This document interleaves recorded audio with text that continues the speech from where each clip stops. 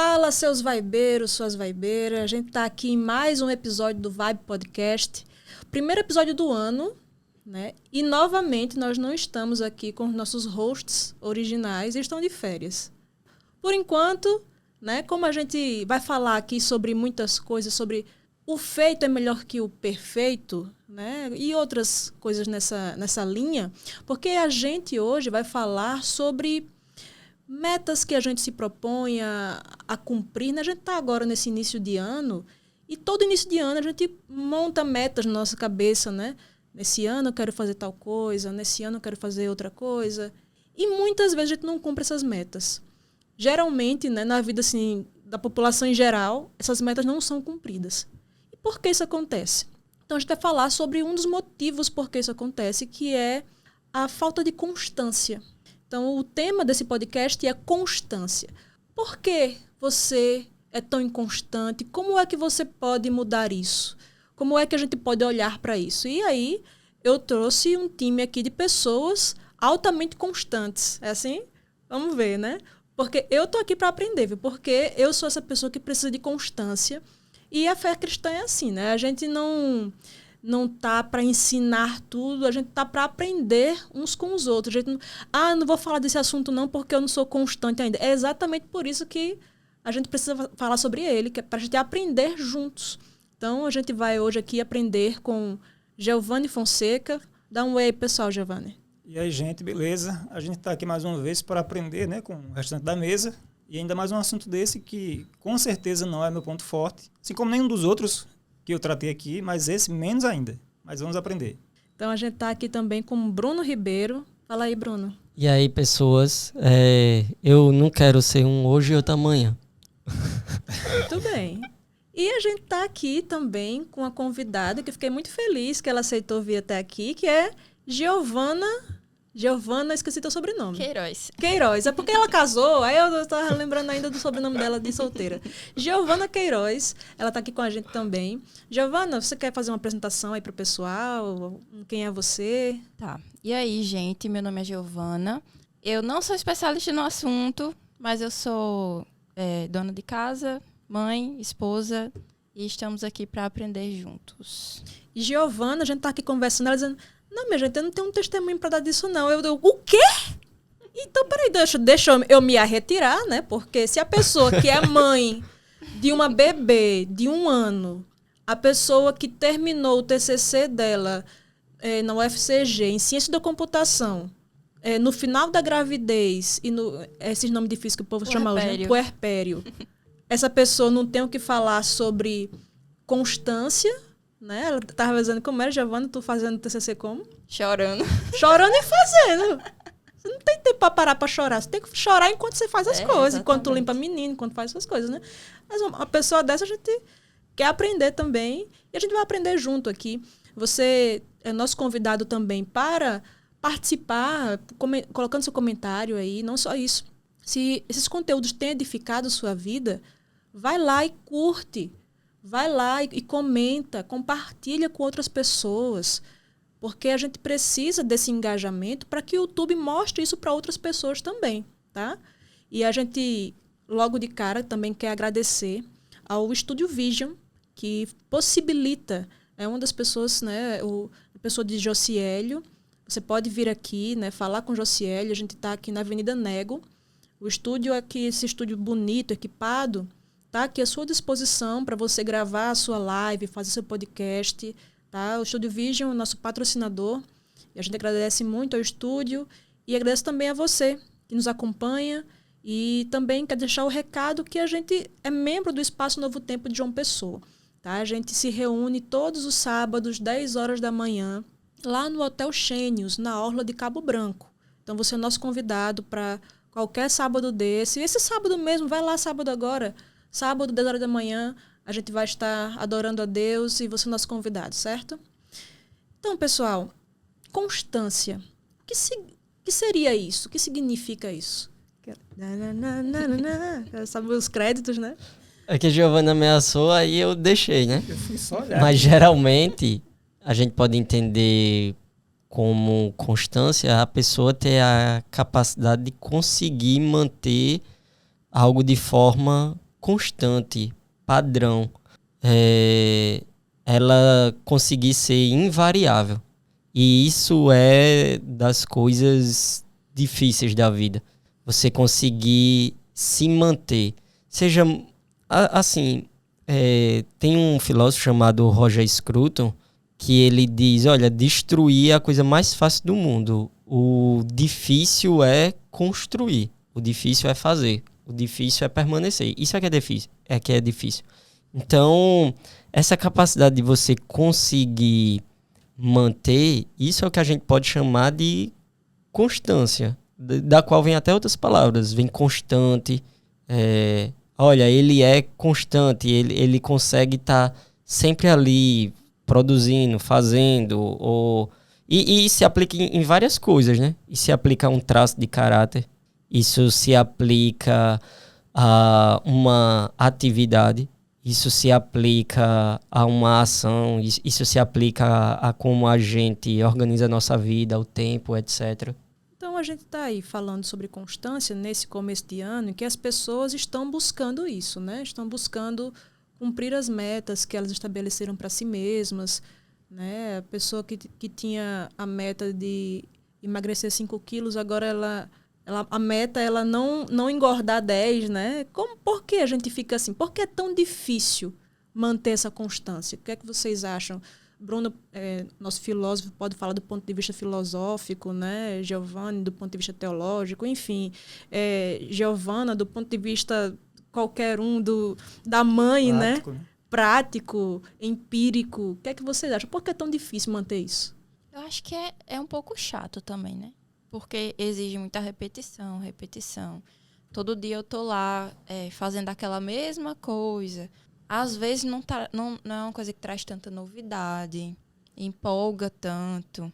Às vezes a gente começa muito empolgado, né? Aquilo, e essa empolgação vai passando e a gente tem que se manter pela disciplina, né? Não vai ter aquela empolgação o tempo inteiro. E aí é um pouco chato mesmo. Eu acho que isso é uma das coisas. E também a gente vive numa cultura que demoniza rotina, né? Demoniza você estar ali procurando, né? Como a Giovana falou, uma disciplina constante. As pessoas querem muito hoje exibição. Então as pessoas querem algo grandioso, que é para aparecer, fazer seu nome de uma vez, como se fosse o herói, né? O herói, para você ser herói, você faz uma coisa grandiosa na vida, você já fica sendo um herói. Pode ter feito um monte de outra coisa depois, sem ninguém saber. Mas você ser aquela pessoa que está lá, né, faz de pouquinho em pouquinho, a vida inteira, ninguém percebe. Ninguém percebe. Sabia que tu acabou de dar uma definição de um filósofo francês chamado Albert Camus. Ele é um filósofo existencialista, ele disse, é mais fácil ser um herói do que um santo. Porque um herói, ele só precisa de um momento em que ele brilha, e aí pronto, acabou.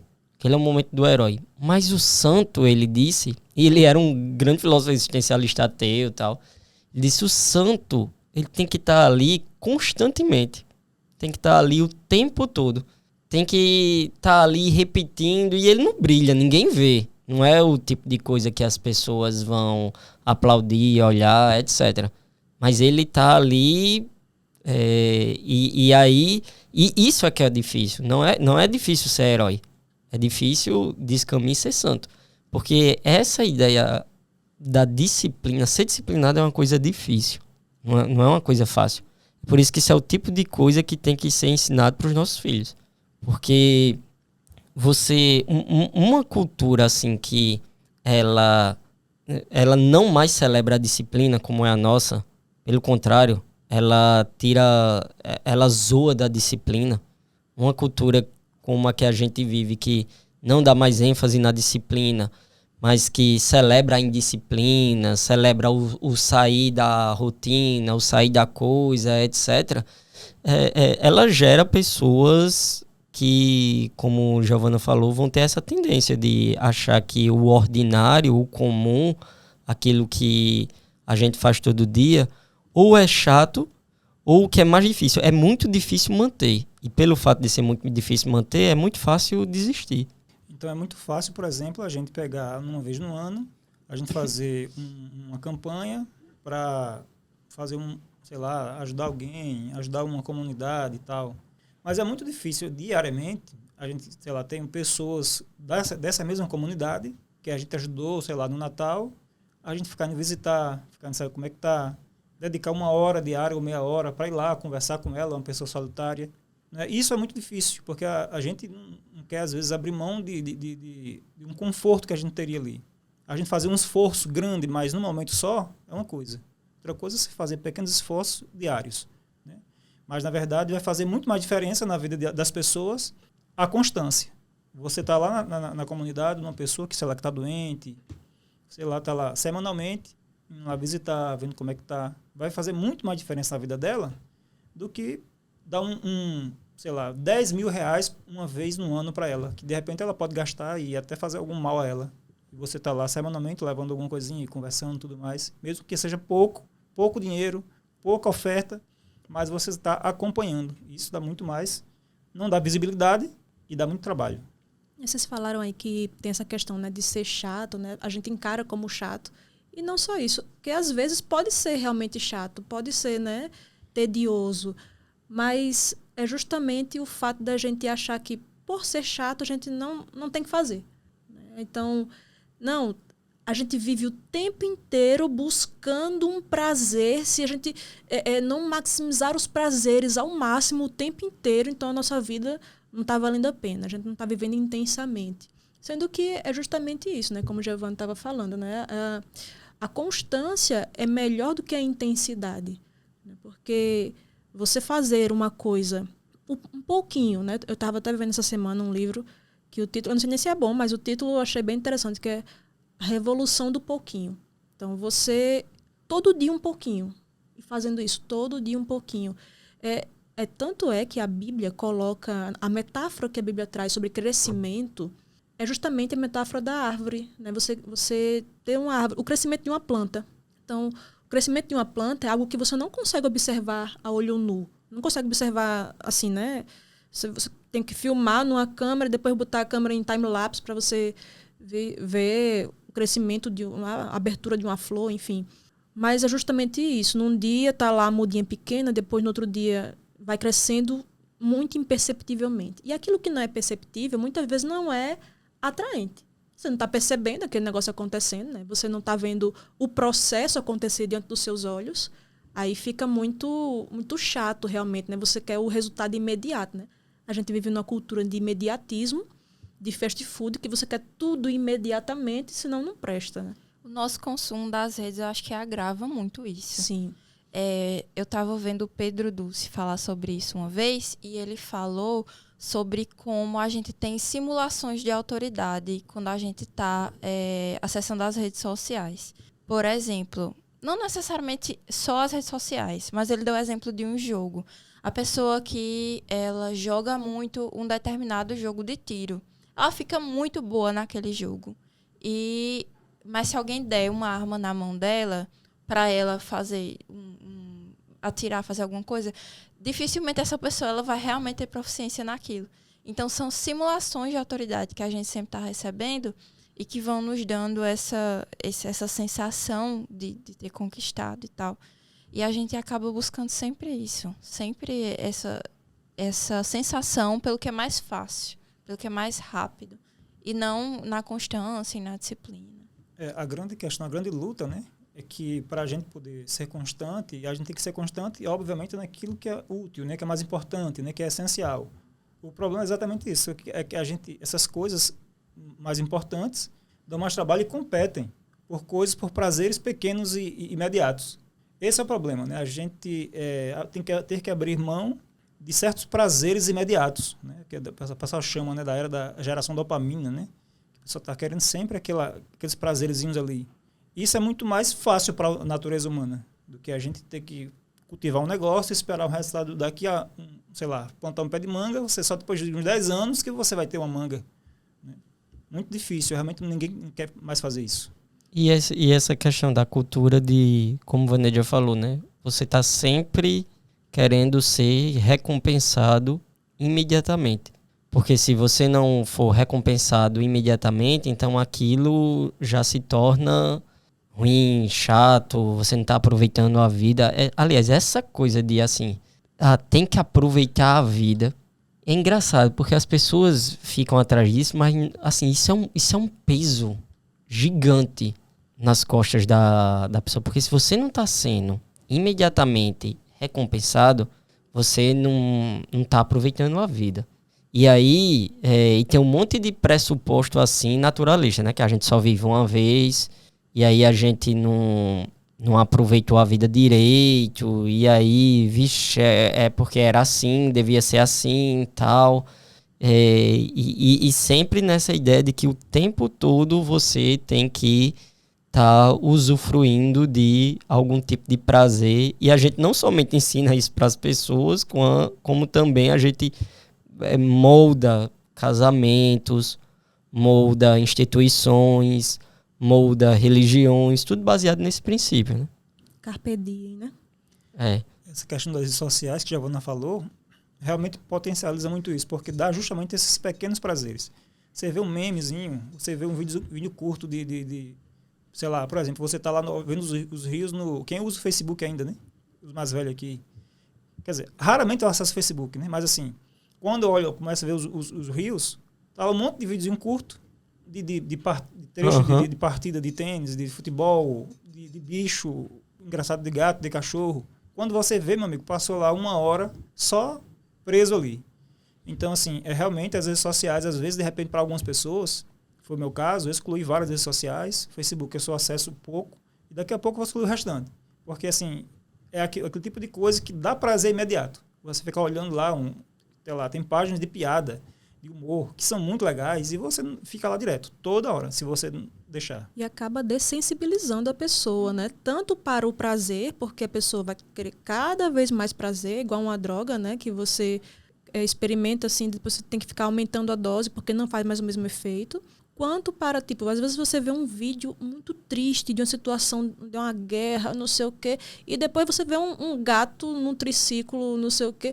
Você nem se lembra mais do que aquela dor que você sentiu por causa daquele... Imediatamente substituído por um novo vídeo de algo emocionante ou algo engraçado, algo...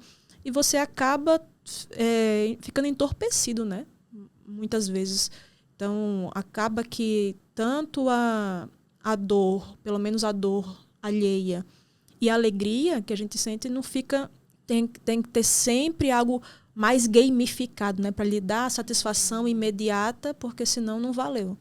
E isso aí me lembra que existe uma simulação de TDAH hoje que acontece. Eu vi uma vez um profissional falando sobre isso, eu não sou profissional na área, mas de que às vezes as pessoas não têm TDAH, mas elas têm um TDAH simulado porque estão tão acostumadas a receber estímulos o tempo inteiro que tem muita dificuldade de se concentrar. Então, é como se você tivesse TDAH sem ter fisiologicamente. E essa capacidade de se concentrar e de ter disciplina é essencial se a gente quer se desenvolver, né? Às vezes a gente tem muita dificuldade até de sentar para assistir um sermão, né? De sentar para ler um livro. O ser humano, ele é muito... Falou já? Sim. O ser humano, assim, depende muito, muitas vezes, das suas emoções e sentimentos. Então, assim, mais uma vez, as redes sociais podem trazer certas desestímulos para as pessoas. Tem muita gente que fica triste, por exemplo, simplesmente vendo a vida de outras pessoas nas redes sociais, pessoas que aparentemente bem-sucedidas, e as pessoas ficam se comparando. Aí a pessoa se fica para baixo e acha que não vai conseguir fazer nada na vida, não vai atingir aquele objetivo, não vai atingir um objetivo, de um Cristiano Ronaldo, de um Messi. Aí, como fica nessa comparação, ela também não quer fazer nada. Ela se desanima. Porque coloca, às vezes, um padrão muito alto. Irreal, muitas vezes. Geralmente irreal. Porque, sei lá, 1 bilhão de pessoas alcançam aquilo. A gente fica se comparando com aquilo, que não precisa disso, né? Como o Bruno falou, né? Deus se agrada das pessoas serem fiéis no pouco. Se você for fiel no pouco, e se for da vontade de Deus, ele pode depois dar outras coisas para você fazer. Mas, primeiramente, a gente tem que começar de pouquinho, né? Como a Vanessa estava falando logo no começo. Perfeccionismo, né? Às vezes a gente se atrapalha nisso também. De quando a gente tá fazendo algo e aí não sai tão perfeito como a gente idealizou, quando a gente falha, aí a gente desiste, né? Mas acho que uma das coisas que a gente precisa ter para lidar com isso, do perfeccionismo, é a dependência de Deus. Sim. Porque a gente não cresce porque a gente é muito forte.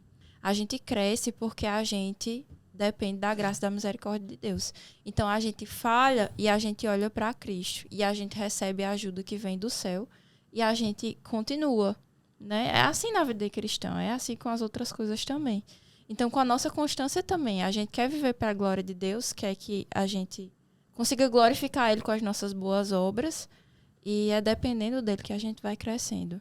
Pois é. Filipenses, né? Fala o seguinte. Filipenses 3, 13 a 14.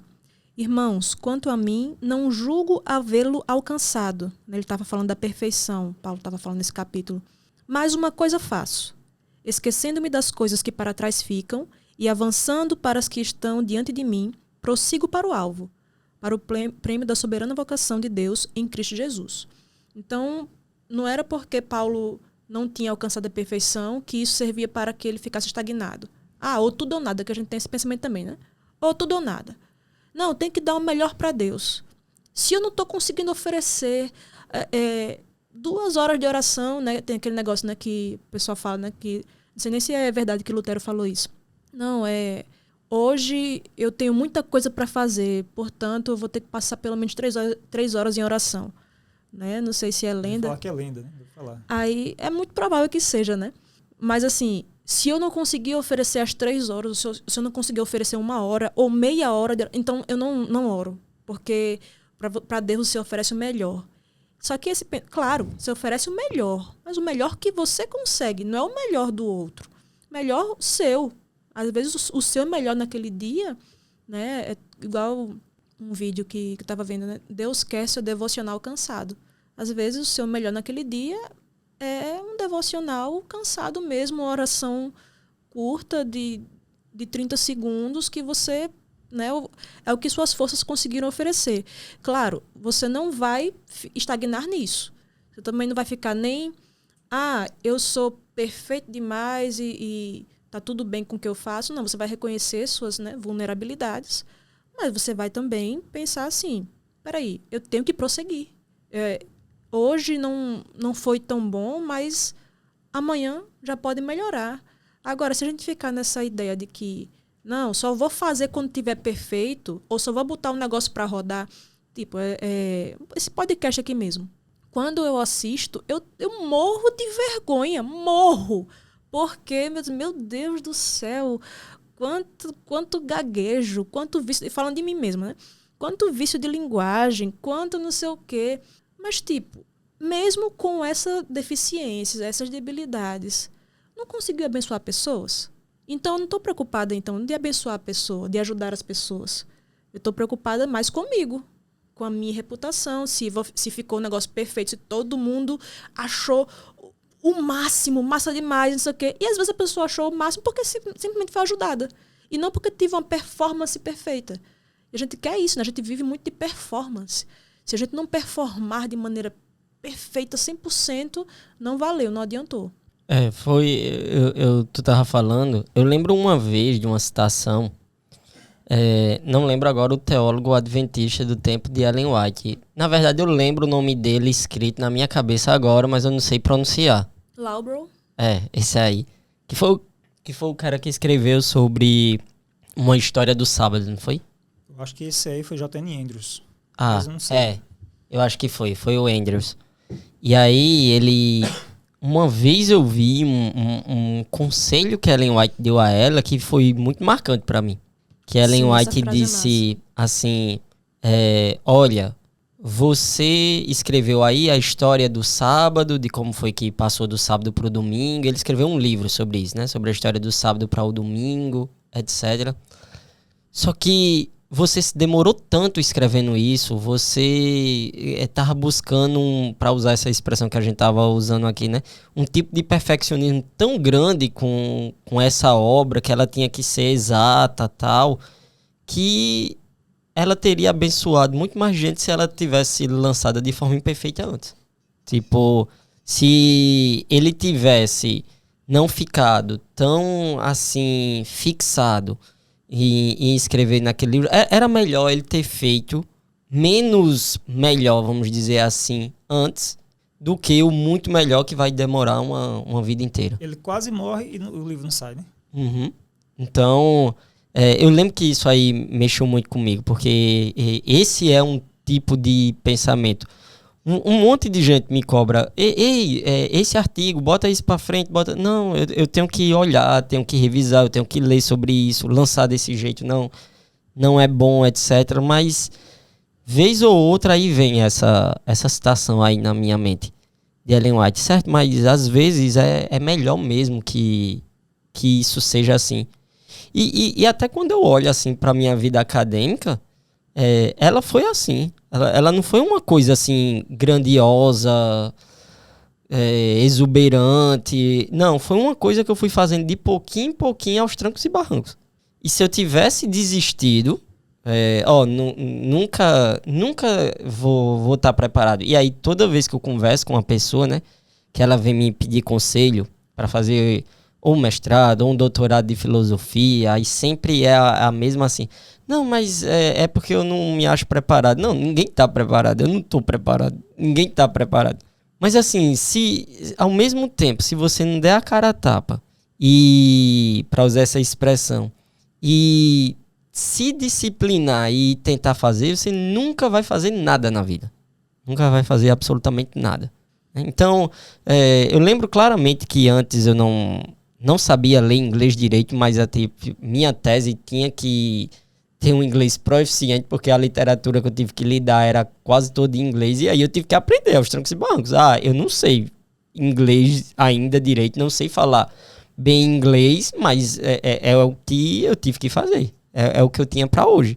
E aí eu tive que superar isso.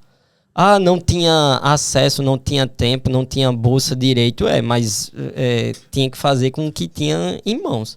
Então, e eu lembro uma vez, eu acho que foi no ano de 2019, que eu vi uma pessoa dizendo assim no Facebook: eu só lamento porque eu nasci no Brasil e por mais que eu estude, eu sei que eu nunca vou ser igual a fulano. Aí falou lá de um filósofo Kripke, que é um filósofo americano.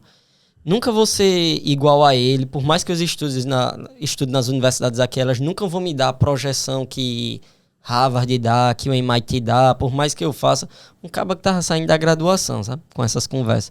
E eu fiz, se você for pensar assim, exigindo de você esse nível de perfeccionismo e esse nível de comparação, isso aí digamos assim, uma fórmula perfeita para você ficar parado. Fórmula perfeita para você ficar parado. E para você desanimar e para você não fazer absolutamente nada mesmo. Esse negócio assim, né, a gente tem que seguir essa filosofia mesmo, vai lá e faz. Né? Bota um negócio pra moer e dá a cara a tapa mesmo. Com isso, a gente não tá dizendo que a gente tem que ser irresponsável. Uhum. Né? Que vai fazer o negócio de todo jeito. Né? A gente não tá falando isso. Não é levar na brincadeira. Né? Exatamente. Você faz com o melhor que você consegue. Só que o melhor que você consegue amanhã é melhor do que o que você consegue hoje.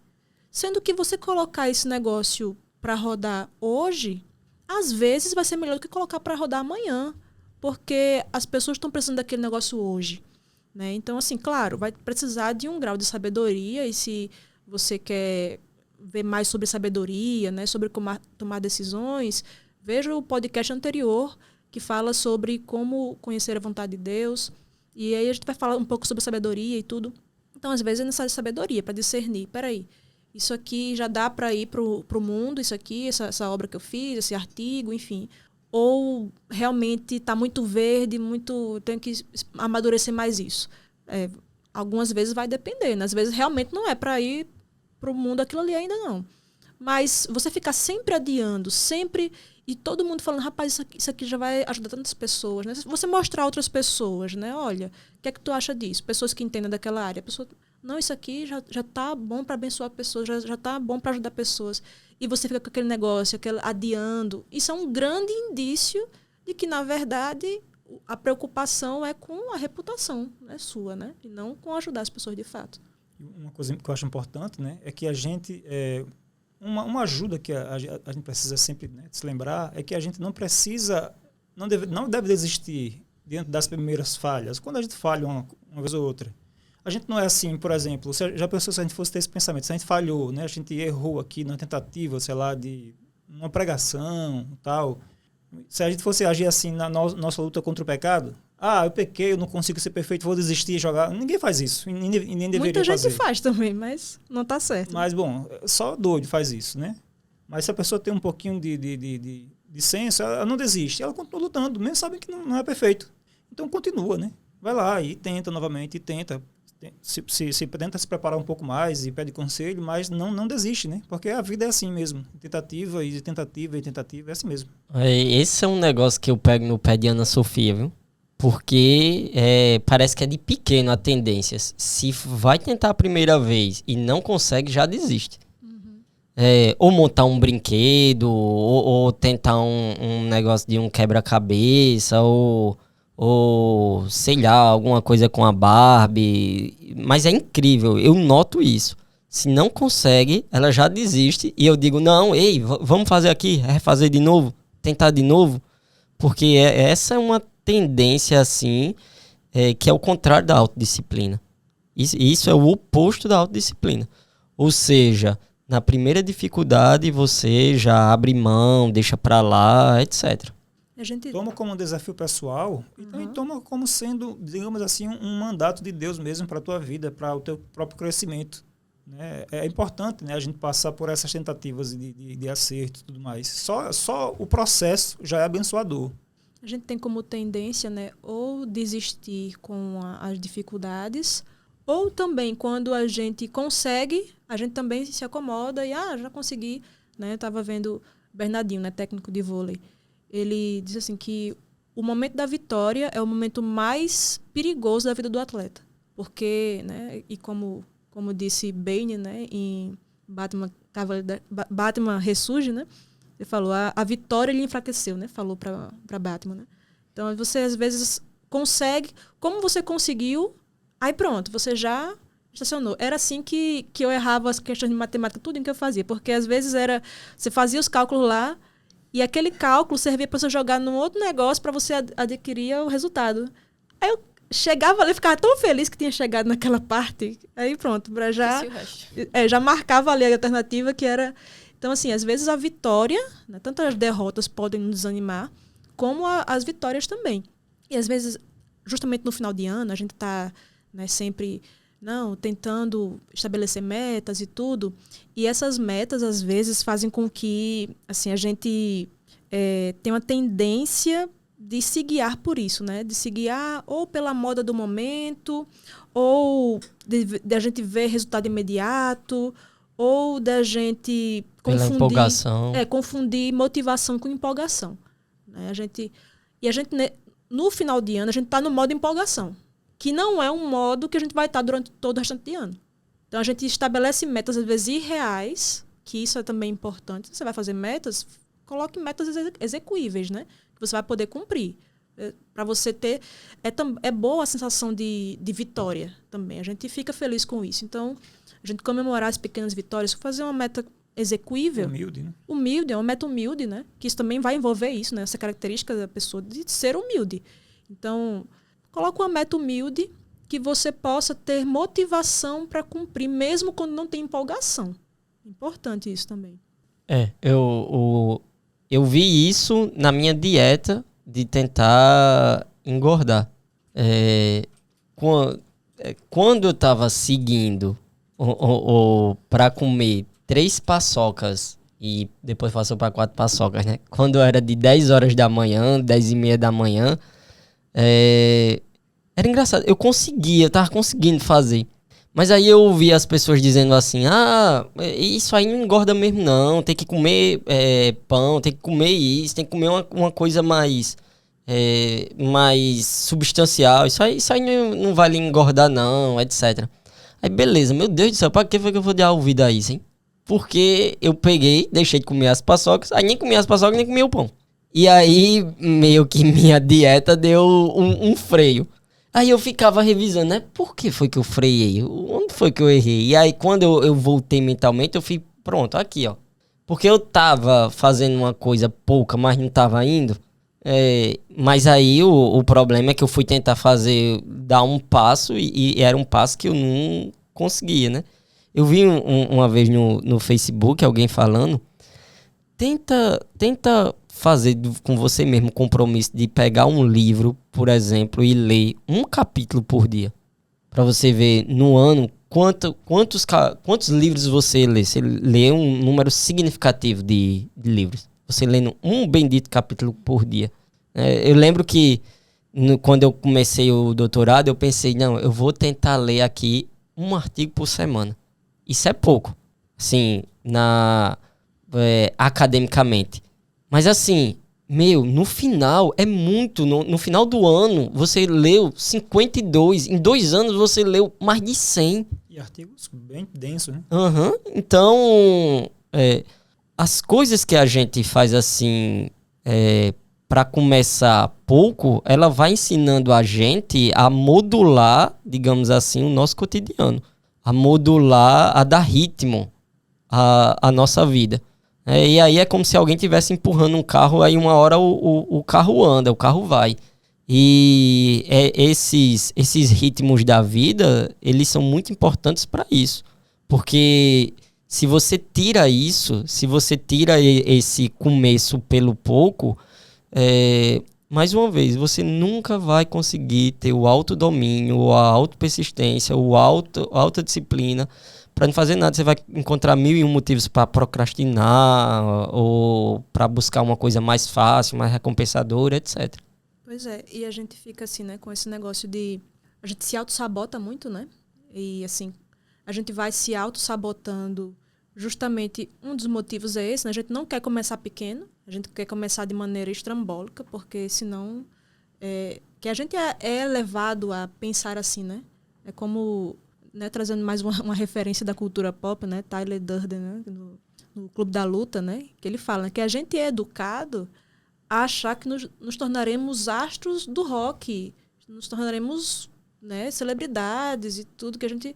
Mas a gente, quando percebe que isso não é verdade, a gente fica muito furioso, muito frustrado. E é exatamente isso. A gente, o tempo todo, né?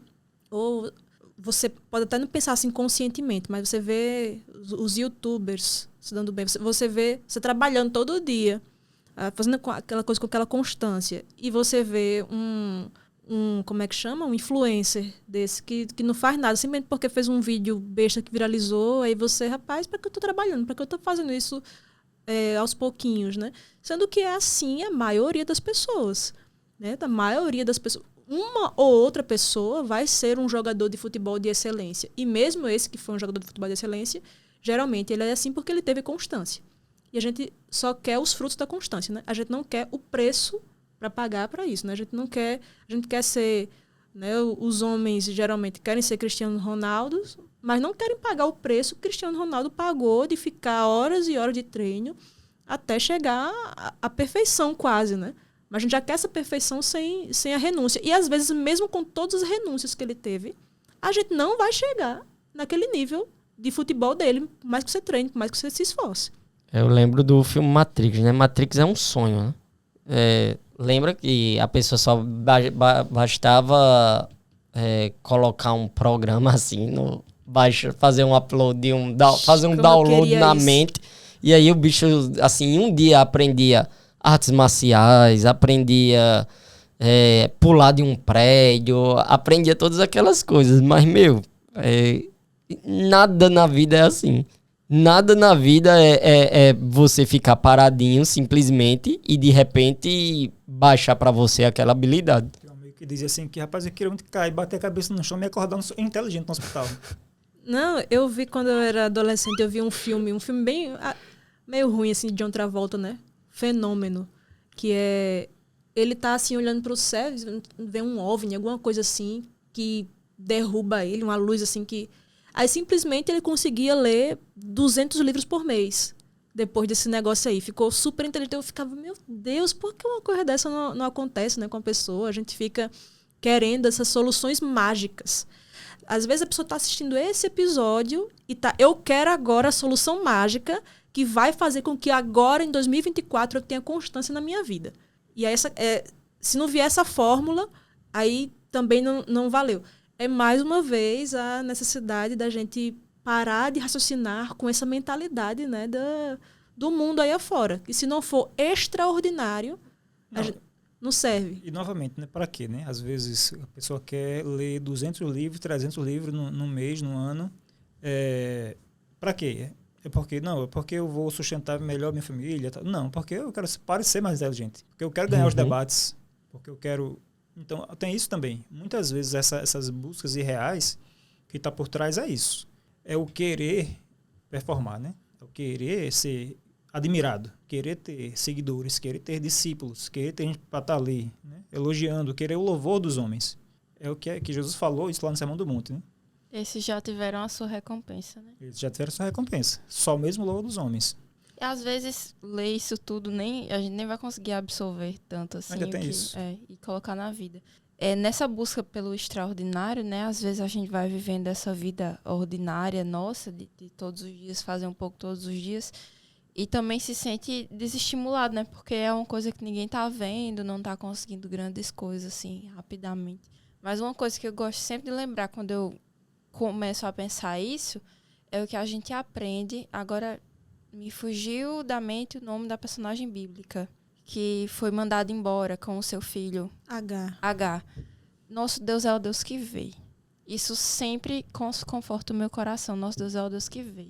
Mesmo que não seja algo extraordinário que eu esteja fazendo, mesmo que não seja algo assim que está sendo visto pelos outros, nosso Deus é o Deus que vê. E Ele está lá conosco, naquela atividade ordinária que a gente está fazendo no nosso dia a dia.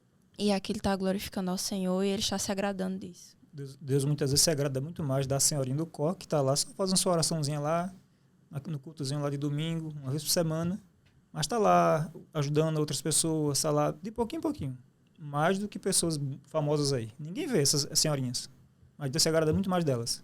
Tem um vídeo até famoso aí, que circula já faz um tempo, de um cara, assim, em inglês esse vídeo, ele explicando que muitas coisas a gente faz assim, pelo hábito mesmo, e que a gente não vê resultado imediato, né? Você vai, por exemplo, para a academia. Você, quando sai da academia, você não está com o corpo do super-homem. Você está, pelo contrário, está dolorido, está com a perna falhando, porque você, né, fez agachamento e não consegue mais descer uma escada sem ter medo de cair. Então, você está assim depois que sai da academia. Mas se você fizer isso com constância, umas 3 vezes na semana, né, durante um tempo, isso vai trazer resultados físicos, mentais, estéticos também. Só que isso leva um tempo. Então, você escovar os dentes, você não vê você ficando melhor, se tornando uma pessoa melhor, porque você escovou os dentes. Se a gente não fosse educado a fazer isso desde criança, a gente acharia que isso é uma coisa inútil, né? Imagina quando inventaram as primeiras escovas de dente. Acho que o povo, você conversa, mano. Quem é que quer um negócio desse? Só perder tempo com isso. Sendo que a gente aprende que se depois, né, o resultado de uma negligência durante um tempo em não escovar os dentes vai surgir, né? Cárie, mau hálito, enfim, uma série de coisas. Então, com as coisas, geralmente, assim, com as coisas muito importantes da vida, é assim. Você, às vezes, ensina uma coisa, né? Quem é pai, quem é mãe, você ensina uma coisa para o seu filho e logo em seguida ele está fazendo o contrário. Aí você vai ter que falar de novo. E de novo. E de novo. Mas é justamente essa constância que vai formar o caráter dele. E aí, assim, a gente às vezes não quer gastar esse tempo, né? Esse negócio, né? E tempo é uma coisa que é muito importante para isso, né? Na questão da constância. A gente não quer gastar esse tempo, a gente não quer renunciar a essas coisas. Aí a gente cai nos buracos negros de tempo, né? Que o Giovanni falou, as redes sociais. E ninguém aqui está demonizando a rede social, não, tá? Ninguém está dizendo que você não pode estar em rede social, mas é necessário ter um uso consciente disso. E, às vezes, vai ser melhor você se afastar, às vezes fazer um detox disso aí durante um tempo, ou enfim. Mas tem coisas que roubam muito nosso tempo e fazem com que a gente dê valor a coisas que não têm valor. A gente diz assim, mas eu não tenho tempo de ler a Bíblia. Eu não tenho tempo enfim, de ler algum livro que vai me ajudar a ler a Bíblia. Só que, o que ela está dizendo com isso? Ela está dizendo que ela tem muitos afazeres, né? Ou seja, todos os afazeres são mais importantes do que ler a Bíblia. É uma questão de prioridade. Claro que tem a questão, né, que você... Sei lá, eu não estou falando de uma pessoa que vive no lixão, que não tem nem acesso à internet, que ela não tem condição de existir praticamente. Eu não estou falando disso. Eu estou falando de você que tem acesso à internet, que está conseguindo ver esse vídeo. Você, às vezes, tem condição de priorizar alguma outra coisa, né? Sim, isso me lembrou várias coisas. Eu não sei se eu vou lembrar de todas agora. Provavelmente alguma vai sumir.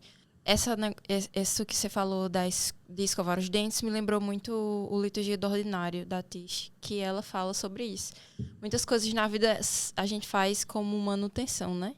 E a gente não vê resultado imediato, mas se a gente deixar de fazer, o resultado vai aparecer. Inclusive, é uma recomendação. O Liturgia do Ordinário, da Tish, é um ótimo livro. Como eu pensei, eu ia esquecer o resto mesmo do que tu falou, que tinha me lembrado, mas vamos seguir. Existe a inconstância mental também, né? Às vezes você tá... E tem também essa inconstância emocional, né? Às vezes você tá bem num dia, aí no outro dia você tá mal, e aí você fica, meu Deus, como é que eu vou ter constância emocional? Né? Tem várias coisas, né, que podem fazer você ter constância emocional. Às vezes o devocional, mesmo aquele pequeno, mesmo pode dar um pouco isso. Mas a gente não está falando aqui de você ter... para você ter constância, você tem que estar bem o tempo todo. Estar bem emocionalmente o tempo inteiro. A Bíblia fala de várias pessoas, vários personagens que ora estava bem, aí depois, né, Elias venceu lá os profetas de Baal no Monte Carmelo, depois pediu para morrer. E às vezes a nossa vida é essa montanha-russa emocional. Às vezes também, em grande parte, por causa de rede social, né? Como o Giovanni falou, você vai ficar triste porque está vendo a vida de outra pessoa e você está ali afundado naquilo. Até a posição que você fica, né? Que você fica assim o tempo todo. E isso serve para, às vezes, deprimir você, né? Mas, não é você estar bem o tempo todo, você estar motivado o tempo todo, porque assim é que você vai poder manter a constância. A gente está falando aqui justamente disso. É de você se manter constante, mesmo quando... você não está empolgado, mesmo quando você está triste, mesmo quando você está...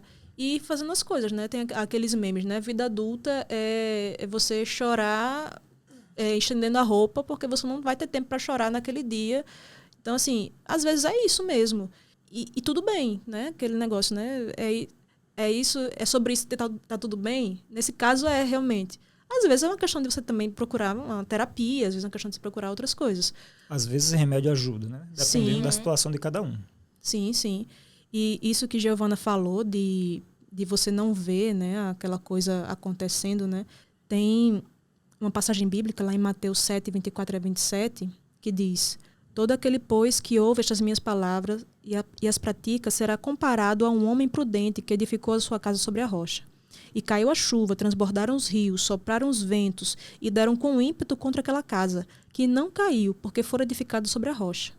E todo aquele que ouve estas minhas palavras e não as pratica será comparado a um homem insensato que edificou a sua casa sobre a areia. E a chuva caiu, transbordaram os rios, sopraram os ventos e deram com ímpeto contra aquela casa, e ela desabou, sendo grande a sua ruína. Então você vê aqui, as intempéries vieram sobre ambas as casas. Não é você achar que você vai ter uma vida, que você não vai ter problemas, nada disso. É em meio aos problemas, né? Aquela casa que foi construída sobre a rocha, né? O cara cavou até encontrar a rocha e ali construiu o alicerce. A passagem de Lucas diz exatamente isso, né? Que ele, edificando a casa, cavou, abriu uma vala profunda e pôs o alicerce sobre a rocha. A ideia é justamente essa, da pessoa que foi lá, cavou e se firmou. Então, assim, a gente... muitas vezes fica... O alicerce não é visível. O alicerce de uma casa, o alicerce de onde a gente está, a gente não está vendo ele. Mas é ele que sustenta a gente aqui, é ele que faz com que a gente não morra soterrado. Então, o alicerce que a gente precisa ter na vida da gente não vai ser algo visível muitas vezes. Muitas vezes ele vai ficar debaixo do subsolo e vai ficar nas nossa comunhão com Deus diária, chorando com Deus e ninguém vai ver. E não é para ver mesmo, né? Tem até um pastor que eu falando que isso é pornografia espiritual.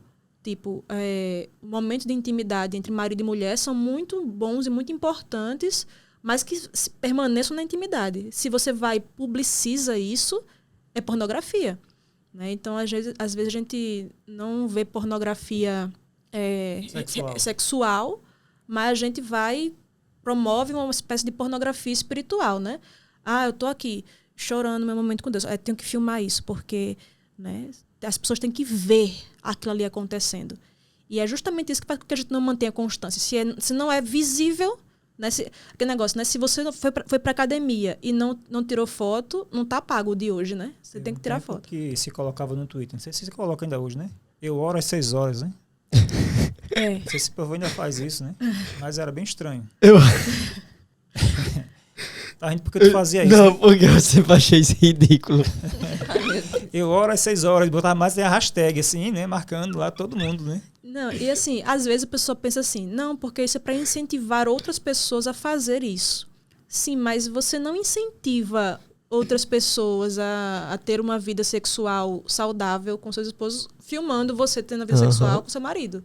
Né? Então, os fariseus pensavam dessa mesma forma, né? Fazia as coisas em público também para estimular as outras pessoas. Os fariseus eram os mestres do povo lá de Israel. Eles achavam que com isso eles estavam dando um bom exemplo para o povo, e Jesus fala justamente o contrário, né?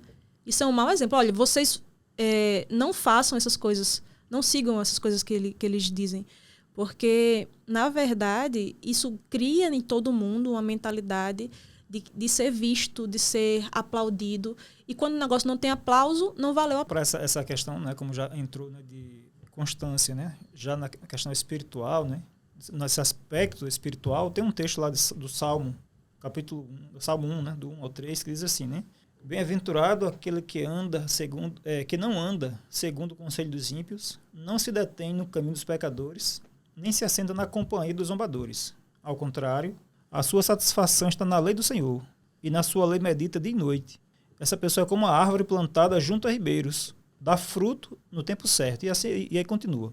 É interessante porque, como tu falou logo no começo, que comparou ao crescimento de uma árvore, ele fala isso com relação à doutrina também, e a servir a Deus. Muitas vezes, né, conforme esse salmo que coloca, a gente às vezes não tem uma constância espiritual, uma constância de serviço na igreja, porque eu acho que às vezes a gente se acompanha de pessoas que não são boas influências. A gente consome, nos tempos de hoje da internet, pessoas que, na verdade, são descrentes da palavra de Deus. Não é que a gente não possa, né, aqui e acolá, sei lá, a gente vê Pirula, né, que é ateu, Sacane, ateu e tudo mais, e outras pessoas aí, e não tem problema nenhum. Os caras que botam o conteúdo muito excelentes. Mas se tudo que a gente consome é só descrente, é só gente que critica a palavra de Deus, é só gente que diz que a Bíblia não é a palavra de Deus, ou que apenas contém a palavra de Deus, se são essas pessoas que são minha referência, que eu admiro, dificilmente eu vou ser essa árvore que vai crescendo devagarinho e vai dar fruto no tempo certo. Muito provavelmente que eu vou ser, como o resto do Salmo continua falando, os ímpios são como a palha que o vento leva. Né? Essa mensagem, ela é constante na Bíblia. Lá em Efésios capítulo 4, acho que eu tenho aberto aqui, não sei se quem tem, mas deixa eu ver aqui se eu deixei salvo. E a palha voa logo, né? Voa alto, né? A palha pega fogo rápido, mas também, mesmo jeito que pegou fogo rápido, se apaga logo também, né? Lá em Efésios capítulo 4, há essa repetição dessa ideia, né? Fala assim, no versículo 11, diz que Deus concedeu alguns dons à igreja, como, por exemplo, mestres e pastores. Aí no versículo 14, fala assim, né? Para que não mais sejamos como crianças, arrastados pelas ondas e levados de um lado para o outro por qualquer vento de doutrina, pela artimanha das pessoas, pela astúcia dos que induzem o erro. Então, esse negócio da gente ser inconstante, né? Ser volúvel, assim, e estar sempre com uma ideia diferente que acolá, um falou um negócio interessante, eita, eu gostei disso aqui, outro falou outra coisa, assim. Então, isso é uma forma de a gente ser inconstante também nesse aspecto espiritual. E esse é talvez o mais perigoso deles, né? Porque a gente é o ímpio, né, que é como a palha que é levada pelo vento, né? O justo, como fala o salmista, ele está plantado do lado do rio e ele vai crescendo e se fortificando cada vez mais com o tempo. Isso é importante demais. É aquele negócio, né, que Bruno fala de vícios intelectuais, né? Tem gente que acha bonito ser essa metamorfose ambulante. Por exemplo, tem uma virtude que é a virtude da tenacidade. Que é a virtude da tenacidade é, mesmo diante da objeção ou do desafio, você continuar acreditando porque você se aprofundou naquela crença. Então, Aquela crença ela não pode sair do seu radar intelectual com base em qualquer frase, objeção, vídeo, etc. Se você faz isso, isso aí é intelectualmente irresponsável. Então, não é de forma nenhuma virtuoso você simplesmente... peraí, deixa eu ver isso aqui contra a minha crença. E olha que eu sou professor de filosofia. Eu incentivo a pessoa a ir ver o contraditório. Mas seria muito intelectualmente irresponsável você olhar assim... Eita, eu agora vou pegar essa crença, que é uma crença, o coração da minha denominação, uma crença central para minha denominação, e eu vou desistir dela porque eu vi esse vídeo. Óbvio que não. Óbvio que você não pode... Se você age assim, você age de forma irresponsável e desleal. Quer dizer, você foi ver o que é que as pessoas da sua denominação falam sobre aquilo ou não? Quer dizer, você foi ver como tentar responder aquela objeção? Você foi tentar se aprofundar ou não? Porque se você não fez isso, além de você ser irresponsável, você não vê também que as coisas que a gente acredita são também coisas sociais, né? A gente acredita numa coisa comunitária. Então, por exemplo, para pegar uma coisa que para mim é uma coisa assim... um exemplo, para mim é uma coisa difícil, né? Então, às vezes eu vejo as pessoas assim, os filósofos, os outros cristãos, argumentando que a gente tem uma alma imaterial. E eu sou muito tentado a acreditar nisso, sabe? Assim, fazendo essa confissão. Porque eu vejo que os argumentos são bons dessa ideia. Os argumentos filosóficos. Mas, ao mesmo tempo, eu vejo também que os argumentos contrários a isso são bons. Só que se um dia eu viesse a pensar assim, não, mas espera aí, os argumentos a favor da alma imaterial, eles são melhores. Isso ainda não deveria ser um motivo para eu mudar de crença. Porque eu faço parte de uma denominação que as pessoas não acreditam assim. Tem que ser uma coisa mais forte. Tem que ser algo... Não, eu tenho que fazer o meu dever de casa. O que é o dever de casa? Se eu faço parte de um grupo e o meu grupo, ele tem essa crença com estima, então tem que ser uma coisa que eu tenho que... Uma resposta, uma força avassaladora para você abandonar. E eu tenho que fazer o dever de casa. Eu tenho que ir lá, ver o que é o que os teólogos da minha igreja dizem, ver o que é que os melhores teólogos, os melhores... Não é isso, não é um vídeo na internet. Eu tenho que ir lá ver o que é que os filósofos dizem, porque também tem argumentos excelentes contra a ideia de que a gente tem uma alma imaterial, excelentes mesmo. Então, a gente tem que ser intelectualmente responsável para a gente pensar não somente na gente, mas pensar naqueles que nos circundam. Mas essa ideia de que eu fico mudando de crença ao bel prazer... Isso é um sinal tanto de imaturidade intelectual quanto de irresponsabilidade intelectual. Você não está preocupado nem com a verdade, nem está preocupado com o que as outras pessoas vão pensar, dizer, etc. Eu lembro uma vez que eu estava conversando na pandemia com um colega e eu disse a ele, mas tua família vai achar o quê se tu fizer isso aí? Se tu mudar isso aí, tua família... Não ligo não pra o que minha família vai achar, não. Óbvio que tinha que ligar. Óbvio, é a família da pessoa. São as pessoas que a gente tá convivendo mais perto. Então, óbvio que isso aí deveria ser um fator a considerar. Agora, como a gente não tem nenhuma preocupação para com as pessoas, nenhuma preocupação para com a verdade, a preocupação, no final das contas, a gente acha isso bonito. Isso é uma metamorfose ambulante, em termos de crença. Mas quando você vai olhar, a preocupação, na verdade, é consigo mesmo. E pode prestar atenção, uma pessoa que é inconstante naquilo que ela acredita, isso se torna um traço de caráter. De tal modo que... eu lembro que eu já vi uma pessoa que era inconstante, assim, mudava aquilo que ele acreditava várias vezes. E mudava, assim, para coisas bem extremas, né? Porque, geralmente, essa é uma característica também. Uma pessoa que é inconstante assim, ela tá acreditando, sei lá... É legalista num dia, no outro dia já tá na hipergraça. E não precisa cumprir lei, nada disso. E exatamente, porque esses são os extremos e os opostos que justamente atraem o inconstante. E aí eu lembro que a pessoa foi de um extremo ao outro, saiu da crença cristã, aí eu pensei, que tristeza. Deu uma tristeza muito grande.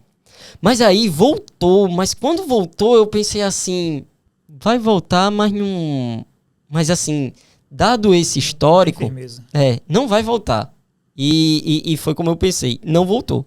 Quer dizer, por quê? Porque esse é um problema do modo como a gente mantém, gera as nossas crenças, que é um problema sério. Então a gente, como é muito pego pela moda do momento, de querer estar o tempo todo atrás da novidade, atrás de acreditar naquilo que as pessoas acreditam, naquilo que está na moda, naquilo que o último youtuber falou, etc. A gente não vê que isso acaba gerando na gente um tipo de... aquilo que vai contra a tenacidade, né? Um tipo de inconstância, infirmeza que leva a gente por qualquer vento de doutrina. Eu acho que isso é uma propaganda positiva, né? Acha bonito isso, né? Que como todo mundo acha legal, você é desconstruidão, tudo mais, você é modernão, você é o legal e tal, e fica fazendo esse tipo de coisa porque acha que o pessoal vai achar isso interessante, né? A bolha lá, né? De repente bem moderna, vai achar isso interessante, então pronto, você vai fazer o que o povo acha bonito. Uhum. Em detrimento da verdade. E ninguém está falando que é para você ser uma pessoa turrona, que não muda de opinião quando é convencido pelas evidências, você vai permanecer naquilo ali porque você sempre aprendeu assim. Ninguém está falando isso, tá? A gente só está dizendo que você precisa ponderar muito bem antes de ficar pulando de galho em galho. Na verdade, não é para você ficar pulando de galho em galho. Quando você for mudar de opinião acerca de algo que é caro para a sua comunidade, para a sua família, você tem que ter excelentes motivos para isso. Eu sempre olho assim com desconfiança. Por exemplo, eu vejo uma pessoa que é de uma igreja de tradição calvinista e olhe que eu não tenho assim nenhuma afinidade com o calvinismo. Para mim, o calvinismo assim, é impensável do ponto de vista bíblico. Eu não consigo. Mas eu reconheço que tem pessoas que são irmãos na fé que têm essa crença calvinista e são irmãos mesmo assim. Agora, eu fico muito desconfiada, muito com o pé atrás, quando eu vejo um calvinista que eu quero ver esse negócio aí do arminianismo, não sei o que e tal. E eu vejo que ele nem conhece o calvinismo. Uhum. Peraí, eu falo, cara, mas por que tu tá querendo ver esse negócio do arminianismo? Se tua denominação é calvinista, se fortifica primeiro naquilo que a tua denominação crê, naquilo que a tua comunidade crê, a tua família crê, aí depois tu olha o contraditório. Lá no meu trabalho eu faço isso, né? Como eu vendo livros, assim, né, ocasionalmente, então lá no meu trabalho tem muitos irmãos pentecostais. E eles passaram a ter confiança em mim e tanto comprar livros a mim quanto pedir indicação. Aí eu sempre falo, quando ele vai pedir algum livro de um autor, assim, por exemplo, na editora CPAD, que é a editora da Assembleia de Deus, publica um autor, não sei se ainda continua publicando, nós publicávamos um autor chamado John MacArthur, que é radicalmente antipentecostal. E eu dizia para ele, quando ele dizia, rapaz, eu quero esse livro desse fulano de tal, da própria editora CPAD, diz, esse cara que a CPAD publicou, mas ele é radicalmente antipentecostal, toma cuidado para tu não ver os outros livros dele, para não acabar indo contra o que a tua denominação diz. Se você quiser ir atrás, beleza, mas saiba que é assim, esse autor aí, ele vai destruir as tuas crenças pentecostais se tu for para outras obras. Se você quiser buscar e encontrar isso na Bíblia, for tua intenção, ok, mas saiba disso. Eu sempre faço isso lá com o passado do trabalho. Se fortalece primeiro, tem esses livros aqui pentecostais sobre continuidade dos dons, eu te orientaria logo esses livros, para depois, se tu quiser ir atrás de outro livro desse autor, senão tu vai ficar confuso. E assim, você não é pentecostal. Não acredito. Você deixava de vender, de ganhar dinheiro por conta disso, mas você não pode ser irresponsável de fazer a pessoa ficar indo para lá e para cá somente porque você queria o dinheiro ou porque você acha bonito a pessoa viver assim. Tem gente que tá tão assim que, tipo, tem cristãos hoje que estão falando assim contra disciplinas espirituais. Já viram isso? Uhum. Gente que fica falando, não tem porquê você ler a Bíblia assim, com constância, né? Você orar diariamente. Não tem porquê, não tem para que você fazer isso, porque a comunhão com Deus você faz assim, existindo, respirando, você está cultuando a Deus. Igual, exatamente, né? Igual aquele povo que foi lá em Jô Soares para dizer que estava não sei quantos anos sem comer, só se alimentando de luz. A pessoa ir para a rede nacional mentir desse jeito. Mas a pessoa acha, né, que tá tranquilo, tá bonito, porque o guru não tá falando que isso é legal, que olha só, e veja, isso é sempre colocando assim, quando você olha por trás disso tudo que a gente está falando aqui, envolve muita questão de humildade e arrogância. A pessoa se acha tanto que ela acha que ela pode subsistir sem algo que toda a cristandade durante 2000 anos precisou, mas ela é muito fera. Todos os bilhões de cristãos piedosos que se sacrificaram, que deram suas vidas, deram à toa, né? Não, por uma ninharia. não que a pessoa não poderia, sei lá, a humanidade ter pensado uma coisa errada durante muito tempo e depois se descobriu que aquilo ali estava errado. Não que isso não possa acontecer. Mas você tem que ter argumentos muito bons para você dizer que todo mundo antes de você estava errado. Aí, tipo, todos os cristãos piedosos, gente que, sabe, gente muito melhor do que eu, que diz, rapaz, eu tenho que manter minha vida de oração, eu tenho que estar lendo a Bíblia, porque senão eu não consigo. Aí eu me levanto hoje, no século XXI. Eu, Vanédia, consigo. Rapaz, parabéns, eu sou muito fera, né? Jesus disse que a carne é fraca. A grande verdade é que essa geração se acha demais. A gente se acha muito esperto, muito melhor, que faz muitas coisas. Quando vai ver, a gente não faz nada, não faz bem nem dentro de casa. A gente se acha melhor do que os cristãos do passado que deram a sua vida, se sacrificaram, passaram a vida inteira, décadas, cuidando de pessoas ali, em orfanatos e tudo mais, que eram lá crianças piedosos. Estava falando em Facebook, né, do problema das redes sociais, mas hoje o Facebook me trouxe uma lembrança, um texto que eu vou ler um pedacinho aqui, de um autor chamado Os Guinness. E esse é o nome dele mesmo, tá? Os Guinness, né? Não é o livro dos recordes, não. Ele fala assim, né? Porque hoje o pessoal fala muito, né, contra a apologética e tudo mais, tal. Aí ele diz, né? Só que hoje todos somos apologetas.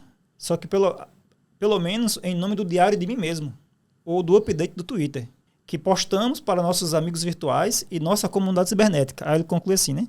Os grandes objetivos da vida, dizem, são atrair o máximo possível de atenção pública e alcançar o maior número de pessoas do mundo com os nossos produtos. E o nosso principal produto é sempre este, nós mesmos.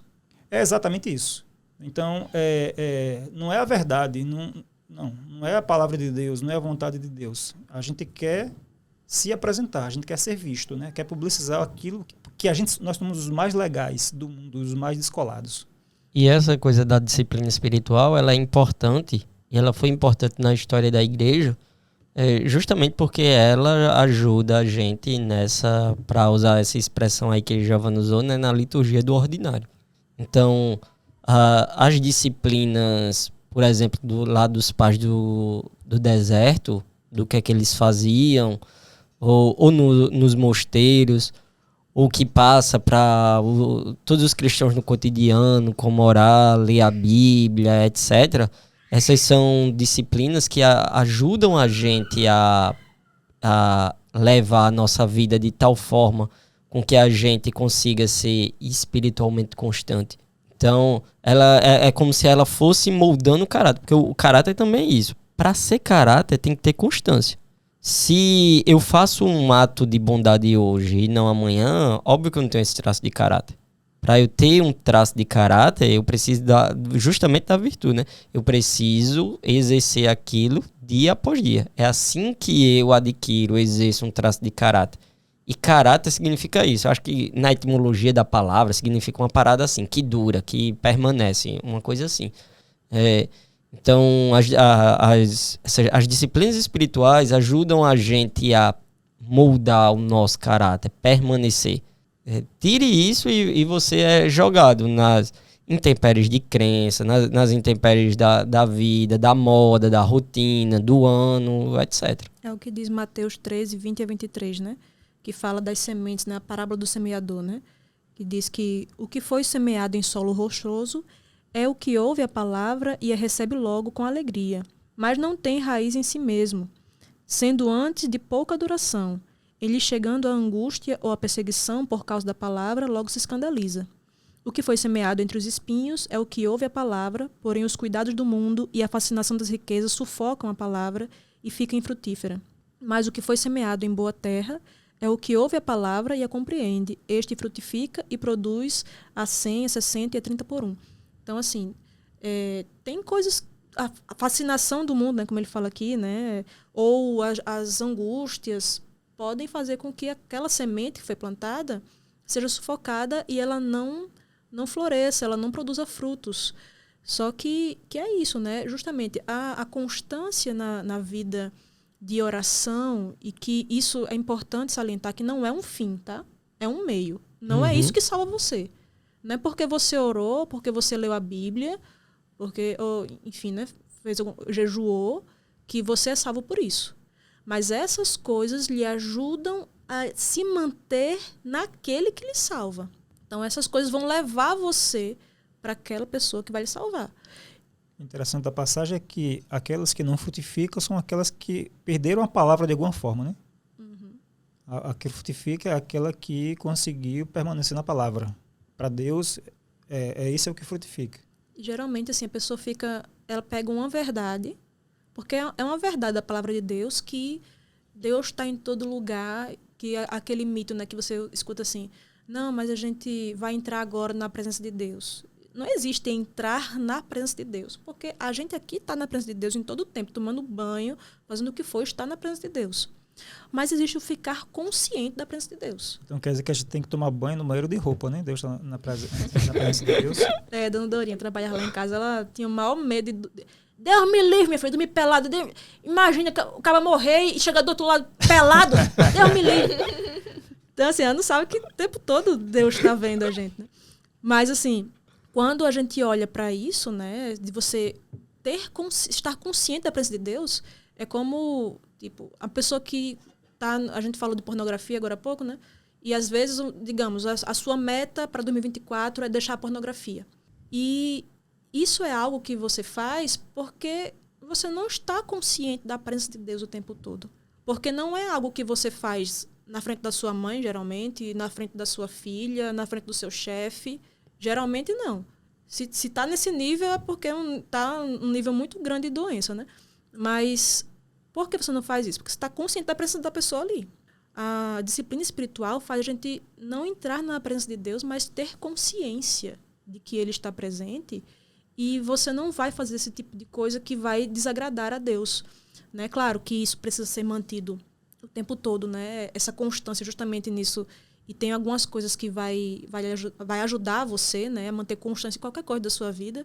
A gente depois, daqui a pouco, né, a gente está caminhando para encerrar, a gente vai dar algumas dicas práticas, né? A gente vai precisar ouvir muito dicas práticas aqui de um pai de uma criança de 3 anos, né? Uma mãe de uma criança de 1 ano, né? A gente precisa muito dessas dicas aí de como... teve um cara lá, um professor, né, da faculdade que dá aula, que falou assim, eu duvido quando depois que tu tiver filho, tu continuar lendo 2 livros por semana. Aí, quando o Bruno teve filho, continua lendo 2 livros por semana, e a menina não é negligenciada, tá? Só deixando claro. Então, assim, mas você, para abandonar um vício, você precisa de constância para abandonar um vício. E para criar uma virtude, também precisa de constância. Então, a questão de você estar o tempo todo se mantendo em oração. Às vezes você não conseguiu orar, realmente fazer aquela oração como você queria de manhã, logo cedo e tal, mas você se mantém em oração ao longo do dia. Você ir orar já com sono mesmo. Deus quer isso. Só deixando claro aqui, né? Eu acho que está claro já para todo mundo, mas é bom ser bem explícito nisso, né? A gente aqui não está ensinando, nem dizendo que a gente deve ser super crentes ou estimular aqui uma super hiperprodutividade no trabalho, em outra área qualquer.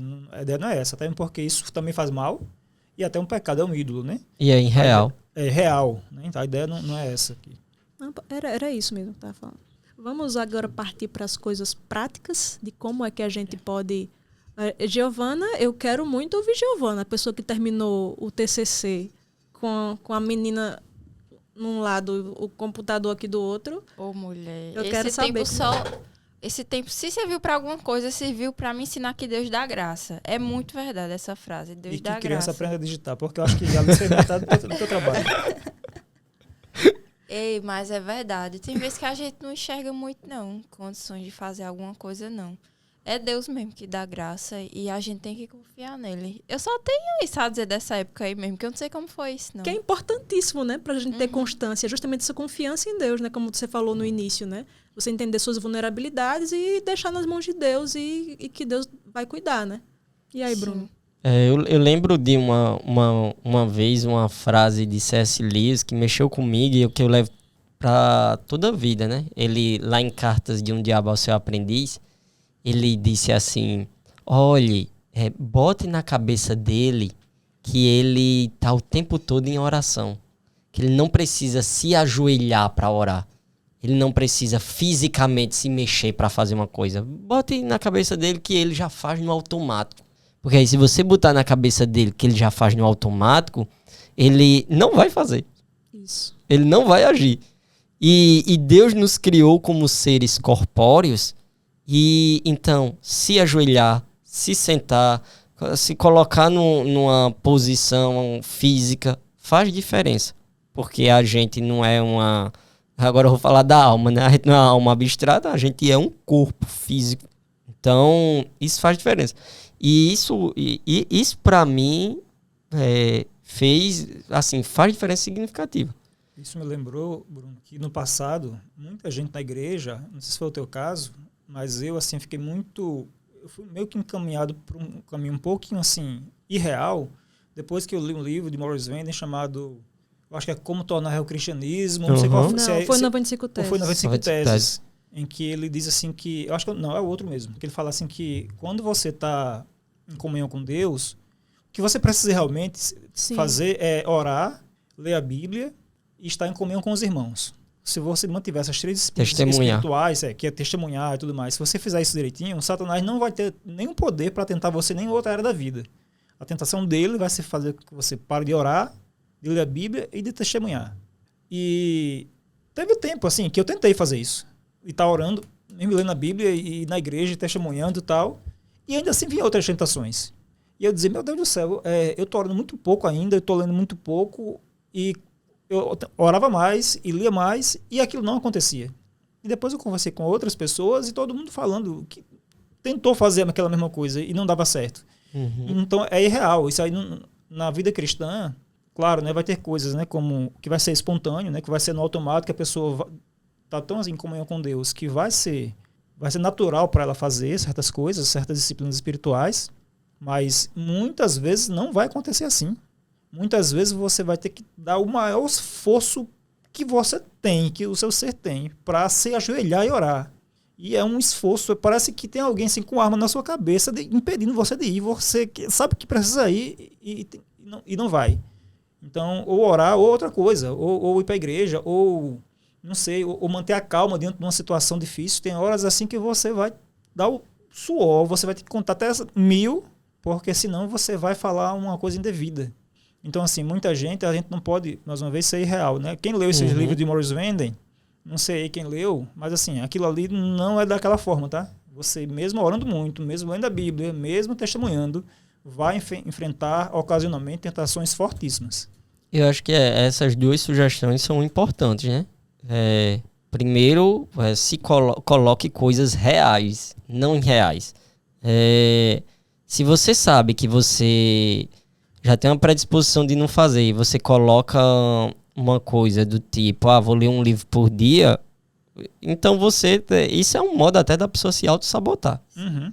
Agora, se você coloca assim olha, eu oro pouco, eu leio a Bíblia pouco, eu já tenho uma predisposição ruim de fazer isso. Tá, então leia o capítulo 1 de Mateus hoje, amanhã lê o 2, aí lê naquela Bíblia a mensagem, aí vai fazendo isso, né? Então, assim, tanto colocar metas reais, quanto, por outro lado, também, mais uma vez, o corpo é muito importante. Coisas físicas são importantes. Então, por exemplo, sei lá, eu vou ler, aí eu pego uns 3 livros e coloco perto de mim e parece que isso me dá um insight, assim, eu consigo fazer, porque eu vejo ali os livros perto de mim. O ambiente ajuda, né? O ambiente ajuda. Tipo, eu me coloco numa posição em que aquilo vai ser favorável para eu manter aquilo. E ao mesmo tempo, eu já me vi, já descobri, e tipo, um pouco de autoconhecimento, assim, sempre é importante, né? Que tem determinados ambientes, tem determinados contextos que, para mim, é uma armadilha. Eu não consigo, não adianta, eu caio, é ruim. Então, assim, como nós somos um ser físico, eu acho que essa parte da constância tá ligado a essas coisas, assim, físicas, ambientais. Eu penso que essas coisas influenciam na gente. E esse negócio de se conhecer é importante, né? Porque, pronto, Giovanni me deu a Bíblia NAA de anotação e aí me motivou a fazer novamente o ano bíblico, né? Que já fazia uns anos que eu não fazia. Bastante tempo que eu não fazia. E aí eu peguei, estou fazendo o ano bíblico nela e, tipo, quando eu tenho um tempo mais, eu vou e adianto a leitura. Leio além daquele dia que era para ler. Por quê? Porque eu sei que vai ter outros dias que eu não vou conseguir ler aquela quantidade que deveria ser para aquele dia. Então, já adiantei, né? Então, assim, não tem por que você achar que é um regime talibã, que você tem que ler aquela quantidade por dia e que não sei o quê. Não, não precisa. Ou até que você tem que fazer o ano bíblico. Você tem que ler a Bíblia, né? Mas você não precisa fazer o ano bíblico, você não precisa fazer... ler naquela sequência, você pode ter outros planos de leitura bíblica, você pode, né, como foi quem que falou isso? Foi Lutero, que prefere às vezes morar num livro, né, morar num capítulo da Bíblia, estudar aquilo ali. Então, assim, às vezes, você não vai ser muito importante, né, você fazer isso, vez ou outra, você ler a Bíblia toda, para você ter uma visão do todo, mas às vezes você vai fazer isso de uma maneira que eu vou ler mais esse dia do que em outros dias. E às vezes eu vou só conseguir ler 3 versículos, que não é o ideal, mas era o que eu consegui naquele dia. Então, assim, você se conhecer e fazer isso, né? Manter essas metas reais e você até fazer um diário de evolução, sabe? Às vezes, aquela meta que você se propôs, sei lá, de ir para academia, de fazer uma dieta, enfim, você manter assim escrito, né? Porque aí você fica mais... Uma coisa também que às vezes, pelo menos a mim, me atrapalha, é você não ver o quanto você avançou. Rapaz, mas não interessa. Ah, não, porque eu já queria estar em J. Cara, mas você começou de A, você está em D, você andou, você progrediu. Às vezes você não progrediu tanto quanto aquela pessoa que já está em M, mas você progrediu. Tem algumas coisas práticas que eu vi, né, ao longo da vida que ajudam muito também. A primeira, voltando ainda um pouquinho do que a gente estava falando, é planejar. Sim. Planejar ajuda muito. A gente não pode morrer fixo naquele planejamento, porque a vida acontece e a gente precisa se adaptar. Mas planejar é muito importante. Inclusive, a gente está agora no começo do ano. Se você não fez ainda, inclusive eu ainda nem fiz, mas eu quero muito ainda essa semana ou na próxima parar para me planejar para esse ano. Isso ajuda muito a gente ter um norte, a gente saber para onde voltar quando a gente desvia um pouco do caminho e ajuda a gente a entender também por que eu estou fazendo isso que eu estou fazendo, por que eu estou buscando isso que eu estou buscando. E a segunda coisa é justamente se adaptar. Tem uma metodologia que a gente aprendeu na faculdade, que é a metodologia ágil. A mais famosa delas é a Scrum. E ela fala justamente isso. No lugar de eu fazer um plano do início ao fim, e ficar do início ao fim seguindo aquele plano, exatamente como eu planejei, até chegar ao fim, eu fazer pequenos ciclos e ir me adaptando de acordo com o que a vida vai acontecendo. Porque às vezes acontecem imprevistos, acontecem outras coisas, e se eu simplesmente seguir do jeito que estava lá, eu vou acabar não conseguindo fazer algo tão bom quanto eu poderia, não me adaptando às circunstâncias. Uma coisa que me lembra muito isso é que quando eu estava com a Alice recém-nascida, minha bebê, eu não tinha tempo para sentar e para ficar tranquilamente folheando a Bíblia e lendo como eu conseguia fazer antes. Não conseguia. Então, nessa época, o que eu fazia era dar play lá na YouVersion e colocar a Bíblia para ouvir. E era o que eu conseguia fazer na época, né? Esse livro aqui, fica a recomendação também, Faça Mais e Melhor, ele fala um pouco sobre produtividade numa visão cristã, né? Como é que a gente enxerga a produtividade. E ele fala muito sobre isso, sobre a importância de planejar e a importância de você fazer revisões naquilo que você planejou. Periodicamente, planejadas mesmo, revisões planejadas. Periodicamente eu revisitar aquilo e ver por que eu não estou conseguindo, onde é que eu estou errando, o que é que eu posso fazer para melhorar. Tem algo aqui que eu preciso adaptar, que eu preciso atualizar? Fica a dica, eu acho que isso aqui me ajudou muito. Nesse momento de indicação do livro, eu não vou fazer muitos comentários não, mas eu vou indicar esses aqui. Esse aqui é um livro irmão, né, desse que Giovanna apresentou, que é esse Reset, Vivendo no Ritmo da Graça em uma Cultura Estressada. Esse livro aqui é muito bom mesmo, vai falar sobre repouso, sobre coisas bem interessantes. E um outro, que é simplesmente maravilhoso, esse livro aqui dos meus autores preferidos, é Michael Horton, Simplesmente Crente, por uma vida cristã comum. E vai falar um pouco do que Bruno disse, né? Que é a vida comum do crente lá na igreja local, na igreja comum, as suas atividades normais. Deus se agrada disso porque foi isso que Deus deu. As coisas normais, as coisas extraordinárias, são poucas coisas. É por isso que o nome é extraordinário. São poucas pessoas que têm isso aí. Deus não chamou ninguém para ser extraordinário. Deus chamou as pessoas para serem fiéis no pouco. Se a pessoa for fiel no pouco e se for da vontade de Deus dar mais, Deus vai dar, como a gente falou já a princípio.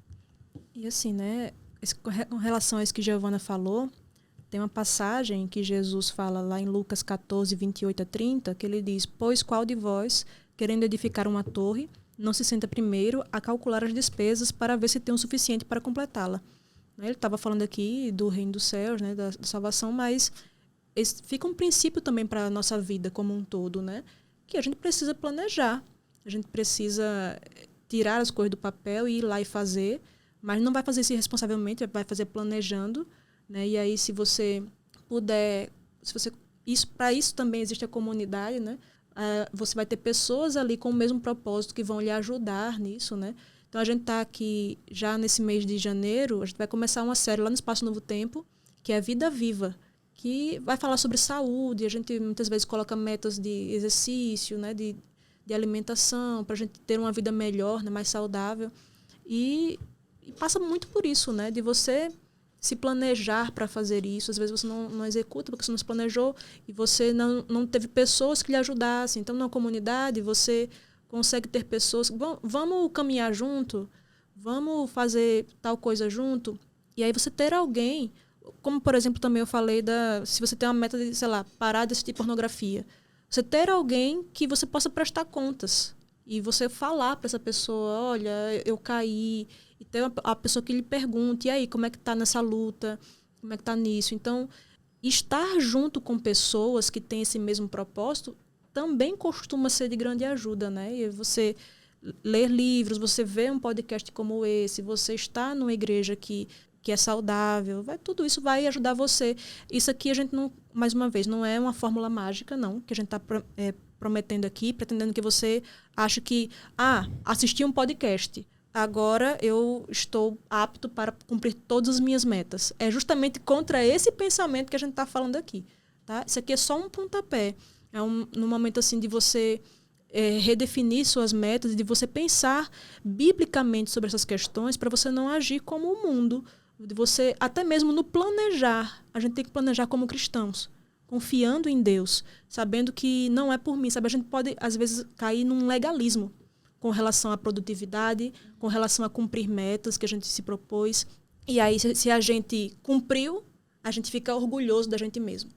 Se a gente não cumpre, a gente fica frustrado, se sente fracassado e não quer avançar. Não, a questão é Deus da graça, como a Giovana falou.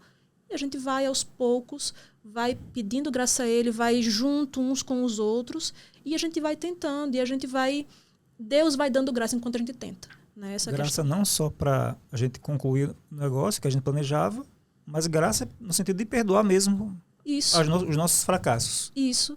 E assim, às vezes a pessoa pensa que não, tem que ser muito espontâneo, né? Se não for espontâneo, é porque não é, Deus não quer assim. Só que aí a gente fica olhando, né? Como é que as pessoas faziam as coisas na Bíblia? Era sempre espontâneo? Não era. Você tem vários personagens que Paulo fala, né? Que ele esmurrava o corpo dele e o reduzia à servidão. Então, é difícil, muitas vezes, a gente seguir no caminho. Não é à toa que Jesus fez a metáfora do caminho estreito. Né? O caminho é difícil, vai ser árduo, nem sempre vai ser tão natural, vai ser tão fluido, tão, sabe, assim, espontâneo fazer o meu devocional, enfim, várias coisas. Mas é por isso que a Bíblia coloca várias metáforas sobre Deus, né? Às vezes Deus é apresentado como pai, como amigo, mas ele não é só isso. A Bíblia também apresenta Deus como Senhor, como Rei, como médico. E assim, você não cumpre a vontade do Senhor só quando você tem vontade. Você não cumpre a vontade do Rei só quando você tem vontade. Você não vai ao médico porque você está empolgado, ansioso para ir ao médico. Eu detesto ir ao médico. Tem até que Uma das metas minhas é colocar minha saúde em dia, de ir ao médico, tudo isso. Mas, às vezes, é ruim, você não quer. Mas você vai ao médico não quando você quer, mas porque você precisa. E aí Deus pode ser tudo isso para você. Deus é tudo isso para você. Ele é um pai, ele é um amigo, mas ele também é um médico que você vai mesmo sem querer. Você obedece mesmo sem ter vontade. Você obedece até você ter vontade. Sabe? É isso muitas vezes a vida cristã também. Sim. Eu fiquei pensando uma coisa enquanto a gente estava falando, que, meu Deus, pode parecer que a gente é muito triste, né? Muito Sim. depressivo. Meu Deus, esse povo só vive fazendo o que não quer, o que não tem vontade, sofrendo. Mas a gente é feliz, viu, gente? A gente tem paz em Deus. A gente faz essas coisas não para ser aceito, mas porque a gente sabe que a gente já é aceito pelo nosso Pai Celestial.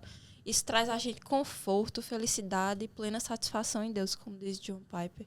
E não é também, a gente vive sofrendo o tempo inteiro e triste. Exatamente. Se é o tempo todo você faz o negócio sem vontade, tem alguma coisa errada. Você tem que encontrar prazer em Deus. É muito prazeroso quando você entende quem Deus é. Rapaz, às vezes eu fico, quando eu tô lendo a Bíblia, assim, caramba, quanto eu perco não lendo isso aqui, né? É muito prazeroso, mas a questão é você fazer mesmo quando não está sendo prazeroso naquele momento. Né? E aí, para isso, vai ter o médico dos médicos, vai ser o amigo, às vezes vai ser prazerosíssimo estar com aquele amigo, e às vezes vai ser o Senhor que você vai obedecer. E assim, a gente acha, né, não, porque a graça, né, graça não tem isso, mas a graça, como acho que foi Dallas Willard, né, que falou, graça é o oposto de mérito, não de esforço. Uhum. Você não vai ter mérito para você, mas Deus merece que você faça aquilo. E você não vai fazer porque você vai dar alguma coisa para Deus, não, mas é porque Ele já lhe deu tanto que o natural realmente, né, o espontâneo vai ser você querer dar algo para Ele também. Não em troca, mas assim, é muito pouco fácil do que Ele já lhe deu. E aí você, às vezes, mesmo sem querer, você vai saber que isso é importante. E às vezes, não é só o que você sabe, né? É como falou, como é aquele cara? É aquilo que você ama, né? É, o James Smith.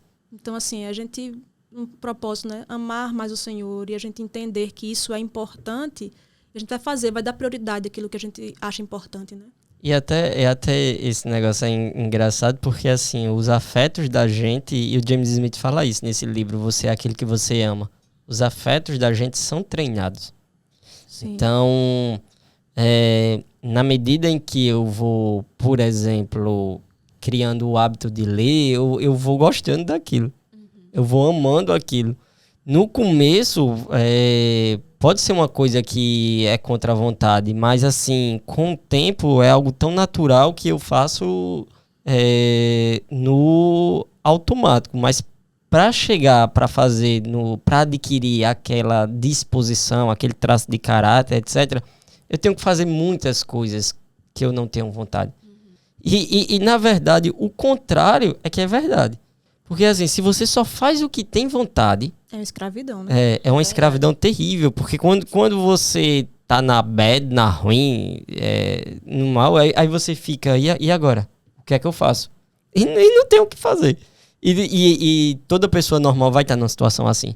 Né? Então, assim, se você tá tentando o tempo todo buscar um prazer, e esse é justamente o tipo de escravidão que trabalhar os seus afetos no ordinário, no comum, etc., ajuda a escapar desse tipo de coisa. Tem estudos que mostram isso, né? Que quanto mais você... Tipo, agora a gente tem a geração dopamina, né? Que é isso.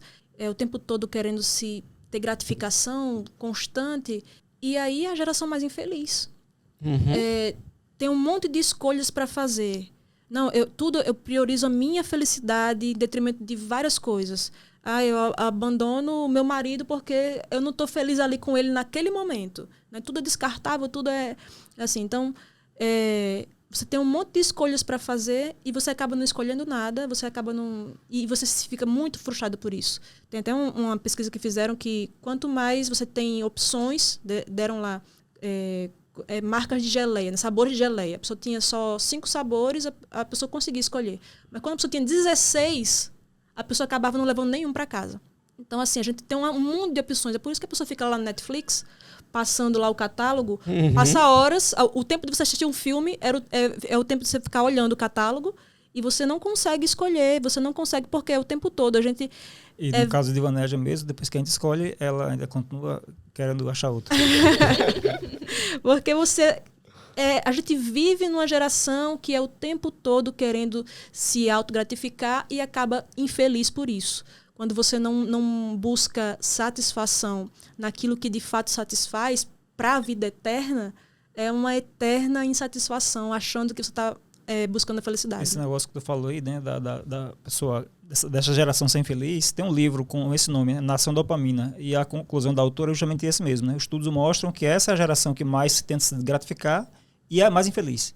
Então, gente, sejam felizes em 2024, com fé em Deus, sabendo que Deus supre as suas falhas, Deus perdoa as suas falhas, mas Ele te dá graça para você tentar, seja fazer a sua dieta que vai melhorar a sua saúde, o seu exercício físico, o seu devocional, você estar mais tempo com a sua família, enfim, que você consiga cumprir as suas metas desse ano, mas com a motivação correta, com metas reais, sabendo que é Deus quem nos justifica, é Deus quem nos dá graça, não o seu desempenho, tá? Então, um bom 2024 para você, que você planeje direitinho aí e se planeje também nos visitar lá no Espaço Novo Tempo, lá no Hotel Xênios, tá bom, pessoal? Um beijão, até mais.